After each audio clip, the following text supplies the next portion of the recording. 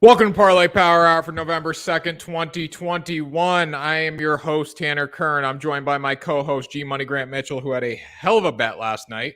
I'll let you talk about that a little bit. I had some good ones as well. But we have a great show for you guys today. First of all, Grant, how are you doing? I'm doing good, Tanner. That was a nice intro. I only get those about once a month, so I'm glad this one came today. Are you saying I'm mean to you? That's exactly what I'm saying, Tanner. I am. Well, you're mean to me too, honestly. I think I'm meaner to you on camera, but like on behind the scenes, like where the Celtics should have handled their problems last night, you're meaner to me. That's what I would say. Would you agree with that? Maybe. I'd say it's about even. It was a rough night for me. The Celtics did not play well. I didn't bet on the Celtics, though, because I'm just like, you know what? I don't trust this team right now. But today is great because we have basketball, hockey. We don't have any hockey bets on the show today, but we have basketball. We have hockey. Guess what else we have, Grant? Wait, we have baseball. We have the World Series. Yeah, World Series. Guess what else we have, Grant? I know what we have, Tanner. Why don't you tell the people? We have Maction, the greatest thing in the world. We have Tuesday night football. We have Wednesday night football tomorrow. I think we have Thursday night football, Maction style. Like, these kids got to play on a Tuesday night. How much does that suck? But it's great for bettors who want to do something, who want to bet a little football in the middle of the week. So I'm very excited about that. We have one Maction bet. It's the lock of the week. It's the lock of the century, honestly. We'll get to that in a little bit. We got a comment in here. I bet it's Gloria. Yep, it's Gloria. Grant, how is school?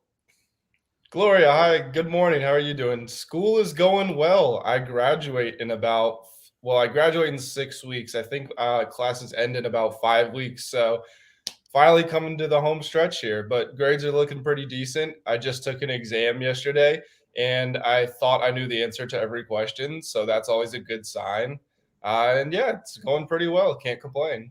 Gloria, I taught him everything he knows how to graduate and how to produce content. I taught him everything he knows. What do you think of that, Grant? I think that's the biggest load of shit that you've ever said. I taught him everything you know. He's my son. He's all grown up. You know. All right. We're the same age. Let's relax. No, I'm actually you're 24 now, aren't you? Yeah, I'm 24. Getting old. I'll be there in a couple months. All right. Well, you're still my son right now, too. Turn 24. FanDuel, $1,000 risk-free bet, guys. Links in the description below. Check it out. Lock it up. Do all that good stuff. We got Kings +9 versus the Jazz. Now, the Kings are known for sucking, but they're getting better this year, G-Money. Talk to me about why you like them at +9 tonight. Yeah, that's a very poetic way to put it. The Kings are known for sucking. It's not as bad as the Tampa Bay Succaneers. The Kings never quite got their own nickname, but they have been pretty terrible. But this season, they've actually looked pretty impressive. They are only 3-3, which isn't great, and they're going against a Jazz team that's 5-1.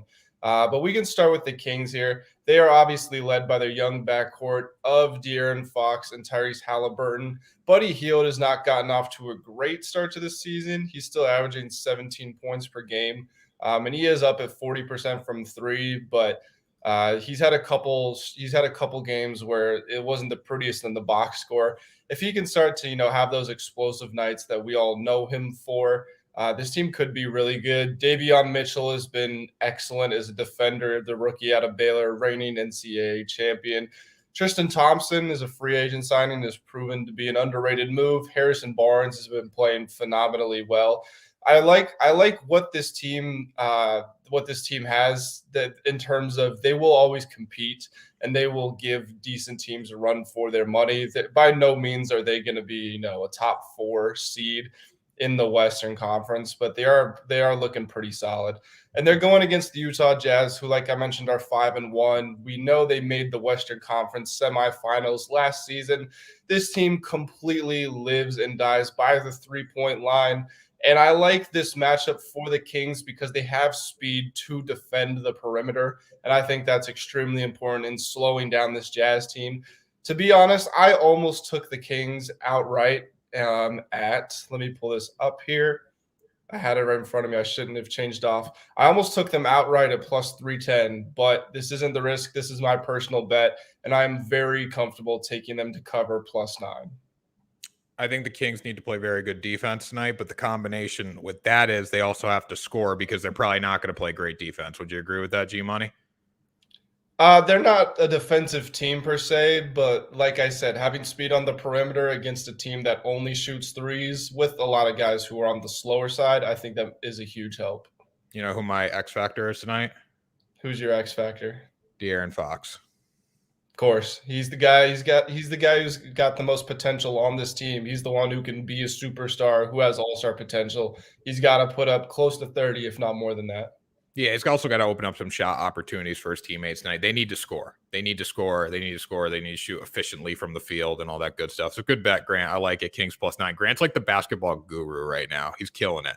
I missed my bet. I missed my bet yesterday. The Wizards lost by 7, but every risk-free bet that we've had on this show so far, they've all been at least +200 in basketball, I should say, and they've all come true. And I'd take claim a big amount of responsibility for that. So I'm proud of that. Yeah, you got the Magic last night, almost covered twice at +9.5. They almost covered twice. You got the Magic. I got the Evan Mobley double. I know, yeah. I got the Magic. I'm just talking about how good we are at predicting basketball games. Yep. There we go. We've gotten off to a good start. You've been killing it too. I think you've only missed 1 game so far. Listen, I'm a student of the game. That's why I listen to Brian Scalabrine every day. I'm a student of the game. Max Fried over 4.5 strikeouts tonight. By the way, this World Series is about more than Atlanta versus Houston versus the United States. This is about Grant Mitchell versus Tanner Kern. And I will say one thing, Tanner Kern's going to prevail in 7 games. I do think Houston still wins the series in 7. Grant, I want to get your take on that first. You're going to say Atlanta in 6. But you have to be somewhat afraid of the Houston Astros going home only having to win 2 games. You should be somewhat afraid that it looks like I'm about to be spot on with my prediction of Atlanta in 6. I don't remember you saying that. You have to clip it. If you didn't clip it, then you didn't say it. I absolutely said it before the series even started. You were going back and forth, and I said, I don't know. I think I'm going Atlanta, and you said Houston in 7, and I said Atlanta in 6. I'm sure Gloria knows. She's seen every episode. All right. Well, here, I'm going to do some free shout outs for me. We're not talking about who's going to win tonight because I really don't know. Honestly, it's a crapshoot. But here, we're going to pull up my article from yesterday. I just want to show it, get the people the new baseball spotlight design here. It's looking fire. Shout out to you, Gloria. I'll do my best to help you out with your picks. Yeah, Gloria's the best. Gloria said we're both her sons. Warms my heart. Max Fried looking for World Series redemption on Tuesday. I wrote this yesterday. I'm going to put some polls up around today on our social media thinking, is Max Fried going to pitch well? Is he going to pitch bad? Who knows what he's going to do? All right. We look at what Max Fried did in his first start game 2 of the series. And by the way, he's lost 3 straight playoff games. So that's not very good for Max Fried. But in the first start, he did dial in. He had 6 strikeouts. Here's 2 keys to Max Fried going over 4.5 strikeouts. I almost think this is a lock. Now, the reason the odds are so high here at +130, it's because, you know what, in the postseason, they're going to pull people quick, especially a game 6 opportunity. So if he gets into trouble, that's where you got to be concerned. So he's really got to be pretty smooth through this lineup to hit this total. But I think he hits this total for one reason, G-Money. One reason. What's that? I think he has some bite on his breaking ball tonight. It's the only way he's going to be able to accomplish this total tonight. He started to get that later in his first start, but again, Brian Snitker's not going to let him go as deep into this game if he's messing up. So we got to factor that in. Over 4.5 strikeouts, though. He's got to paint the outside corner with the fastball, and he's got to challenge these Houston Astros hitters. I was watching this game. I was watching game 2. His breaking ball had no bite to it at all. It was not challenging this lineup, but they have one of the best eyes in baseball. And if he can't do that tonight, it's not gonna be successful. We saw what Houston's capable of doing. They came back from a 4-0 deficit to blow out the Braves in game 5. So we'll see what happens here. But I do like him going over this total because Max Fried redemption game happens tonight. And you know what? I'm not saying that means the Braves are going to win, but I do think he pitches well. I think he challenges the Houston Astros. Yeah, I do think this one has a decent chance of hitting. 2 out of the 4 games in the playoffs, he has gone over this total. You can go back to this final appearance in the regular season and find the same thing. One thing, as you mentioned, and as we all know, it's like the fantasy football or just fantasy sports sort of formula. If you get opportunities, you're going to score points. It's the same thing with strikeouts here. So far in the playoffs, he's gone 6-6, 4.2, and 5. In order from oldest to most recent appearances. Even in those 5 innings, he got the 6 strikeouts. It's the 4.2 where he had 3 and got pulled early against the Dodgers. I don't think that they're going to, unless he gives up 7 runs, something like that, I don't think he's getting pulled after the first 2 innings. And I don't think the Astros are going to put those numbers up either. I think he'll be in there for at least 5 tonight. And I think if that happens, then he probably has a decent chance of going over this total. Yeah, I mean, don't go through the sports book thinking that this is a lock because it's not by any means. But I will say this. The good news is about this total, it's that Charlie Morton has a broken leg and their bullpen is depleted right now, and they're going to let Max Fried go as long as possible at night. But who knows as long as possible? That could be 2 innings, honestly. Brian Snitker ain't messing around because you don't want to go to a game 7 with the Houston Astros in Houston. That's the bottom line. They need this is game 7 for the Atlanta Braves tonight, because if you go to game 7 tomorrow night, you're in trouble. That's what I'm going to say, G Money. You have to agree with that. Normally I would, absolutely, but I think it's just different because this Astros team, their whole style is to play up and down. So, even if they win, 2 in a row and force a game 7 and you think they're up, they can easily go down in a split second. So, obviously it would certainly be better to win tonight, but I don't think it's a foregone conclusion they win game 7. I don't know. I've just seen this Houston team get hot so many times in the playoffs. I think it happens tonight, G Money. I'll be watching this. I got Maction on one TV. I got NBA here. I got NHL here. I got World Series right in front of my face, G Money. It's going to be a great night. Kevin Porter Jr., 6+ assists for the Rockets tonight, going against the Lakers, the Lake Show. The Lake Show sucks. But you know what, Grant? I'll let you make this bet. You're betting against your team tonight, by the way. I am betting against my team tonight, and I've hit every bet against my team that I've picked, starting on opening night when I picked them to lose. The Los Angeles Lakers. What are you talking about? What are you talking about? What are you talking about? I lost my bet because of you. You said bet the Lakers over the Golden State, didn't you? Yeah, you did. You're right. Actually, yeah, it was the Suns. It was the Suns. It was the Suns game, the second game where I said pick the Suns. You liar. That's my bad. Listen, Rockets are 1-5 this season. Lakers are 4-3. If I had to pick a winner, I would take the Lakers, but I think they're -400, -500, so there's not any value there. But what you're going to get value for is Kevin Porter Jr. This guy has been a real dynamic player since he came over from Cleveland last year. He really took over this Rockets team, which is something that you don't always expect from a 21-year-old. A guy born in 2000 is completely taking over. So far this season, he's averaging 5 assists, which is just under this total. But last season, he averaged 6.3. And I think this number of 5 is due to go up. The Rockets have not been shooting the ball well from the field. They are an extremely young team. Jalen Green, the second overall pick in the draft, has not been great either. I expect that to change at some point. These guys are just too talented to keep playing the way they are. But the one thing that really gives me hope for Kevin Porter Jr. tonight is the fact that he hasn't been shooting the ball terribly well this season. He's only at 44% on his field goals, 33% from 3. That's not that efficient. I think he's going to look to get his teammates involved. We know we're going to get a heavy dose of Christian Wood on the inside. And with the Lakers' lack of speed on the perimeter, I think he should be able to exploit that. They're definitely going to score more than 85 points, which is what they scored the other day when they played the Lakers. I think this one is I'm confident in all of my risk frees, but I do like this one a lot for today's game. Yeah, I like it. I think the Lakers give some good possessions. That means Houston's going to be limited a little bit. Kevin Porter Jr. is going to have to get his teammates involved. He's going to have limited opportunities, and I think they make the most of it tonight. 6+ assists. Great job, Grant. We're going to finish. We're going to have another 100% night tonight, and this is a lock. This is a lock. Ball State money line. Let me say Tanner has been dying to get this up there. He loves the Maction. How can you not love the action, Grant? It's like, this must suck for these kids to play football on a Tuesday night, though. I couldn't imagine playing football on Tuesday, because you do have to go to class. Like at the MAC, you have to go to class. Obviously, it's not the SEC. If you're in the SEC, it's like you play on Tuesday night because you're partying the rest of the week, right? But you know what, MAC, they got to go to class. So this sucks for them. Ball State money line -1300 versus Akron.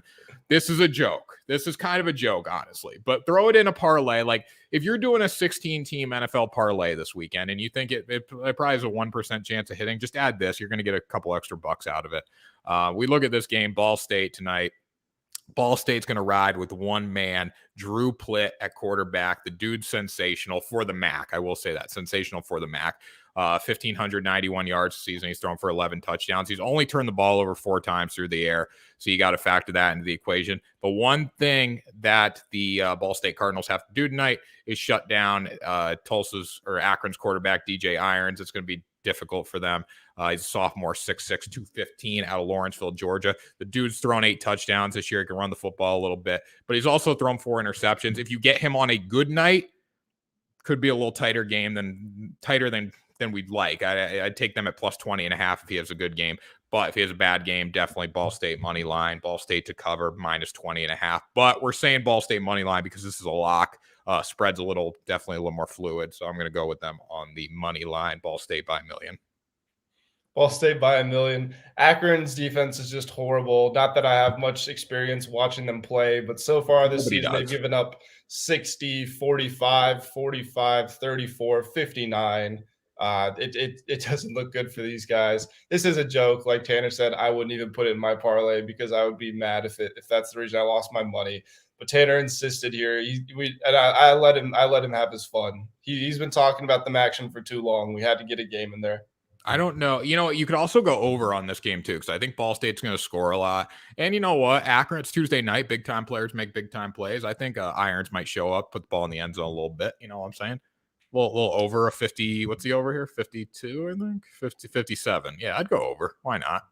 Life's too short. Tanner, here's a question for you. Did you ever score a touchdown in college? In college, no. I scored a touchdown in youth. Multiple. I had like 6 touchdowns one year. As a lineman? No, I played tight end in youth. I was skinnier.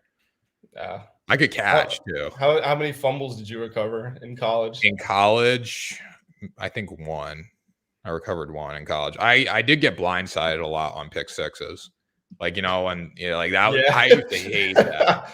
I used to hate that. Like, I would just be like, fuck it, you can go score. Honestly, like I'm not trying to tackle you. Because like, by the way, like if I'm going against a DB, I have no chance of tackling him. It's almost like I just got to watch out for myself because I'm going to get killed.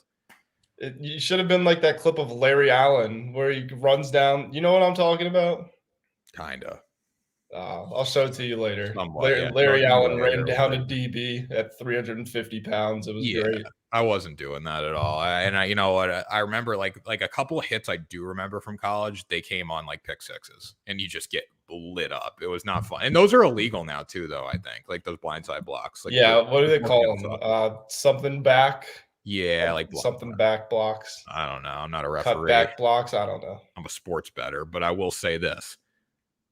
They hurt really bad. They hurt. Like I feel like that's when DBs like they see their chance to go pick on the linemen that have been picking on them all game. It's not just DBs though. It's like linebacker. Like the DBs catch it, and then like usually this is what happens. The DBs catch it, and then the other DBs become like the lead blockers. And then like when you're running back, so if you're here, you chase the ball, then you're going on an angle here. Those defensive linemen that just rush the quarterback are going to peel back and just take your head off. Defensive linemen, linebackers, which sucks. Honestly, it's not fun. So I would literally just be like, all right, like I'm gonna like act like I'm running and then let him go and then turn and watch him from behind because I don't want to get hit.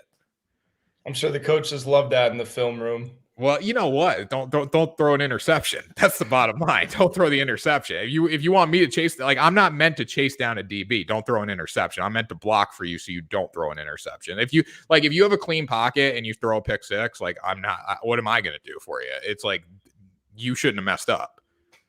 Listen. Fair enough, Tanner. You're off the hook. I'm acting like Jaylen Brown, Marcus Smart, and Jason Tatum right now. I'm airing the dirty laundry. Yeah. I mean, I don't personally have a huge problem with that story, but it should have been kept behind closed doors. You know what, though? Don't throw an interception. That's the bottom line. Don't throw it. I'm a team player. Just don't throw an interception because I'm not meant to run down defensive back. All right, Grant, final thoughts. Give it to me. My final thoughts for today, to be honest, I don't really have anything prepared. Normally, I like to come in here with a topic in mind, Tanner. Yep. My final thought for today, though, I will talk about Tua Tagovailoa. There are rumors that he could be coming to the Washington football team and a trade that would send Deshaun Watson to the Miami Dolphins.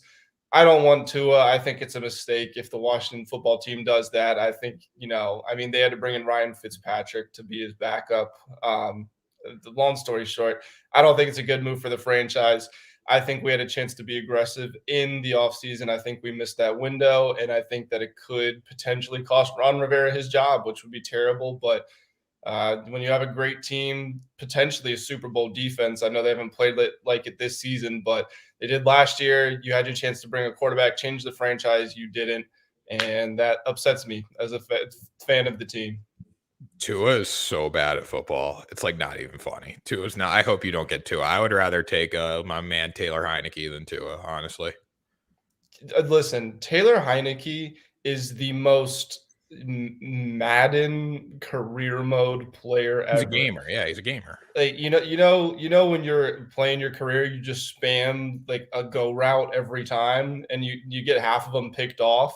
But then sometimes you make the best play of the year. That's what Taylor Heineke does. It's insane to watch him because he'll throw 50-yard dimes in the fourth quarter when you need a first down, and then he'll throw an interception into quadruple coverage the next possession. I don't get it. Yeah, I mean, I like Taylor. I'm a big Heineke guy. A little Heineke action. Might get a jersey. Did you hear Chase Young's call for him? No, what did he say? He just goes Heineke. That's what he does. Chase Young needs to start making some damn plays. That's what I think Chase Young needs to do. Oh yeah, no, he's been horrible. Yeah, like, don't get me wrong. He's been so bad. All right, Grant. My final thought is, let's see here. All right, rest in peace to Jameis Winston's knee, because that's not coming back this season. As much like you know what though, Grant? I think Jameis still finds a way to do stupid stuff with a torn ACL. I think he might get actually funnier now. Do you think? He's always been funny. He's such a funny guy. Like now that he's like injured and he's like done, like he's just gonna be like have a headset on and whatever. Like I think he's gonna be even funnier in the pregame wars. Like if the locker room celebration against the Buccaneers is any indication of what we're gonna get from Jameis Winston going forward, it's gonna be a great year. Honestly, it's gonna be a great second half of the season because the dude's hilarious. Like dancing with the crutch in the locker room after tearing the best was when he was at Florida State and he got arrested for stealing crab legs. Yeah, so I call him crab leg Jameis Winston, eating the W, like, you know, in the dude's an electric factory. That's like he's a content machine. That's why I love him. I will say that. How about Trevor Siemian? Did you see Trevor Siemian's post-game press conference though? No. He was like, yeah, I just love Jameis Winston. And Trevor Siemian's weird too. Like you see his eyes are like this big. He's like Trevor. He's like, I just love Jameis Winston. I hope he's okay, and like I hope he's back next week, honestly. And yeah, but it was good to be on the field, honestly, and make play. It was good to be on the field. he's like, I miss Jameis, but like F Jameis, it's my time. That's funny. He played well. He did. They all play. The rookie quarterbacks. Week of the rookie quarterback. Mike White, not rookie, but new quarterbacks. Cooper Rush, whatever you want to say, and Mike White and Trevor Siemian. So roll Tide. One thumb. One finger, one pinky, all love. We'll see you tomorrow for another episode of Parlay Power Hour.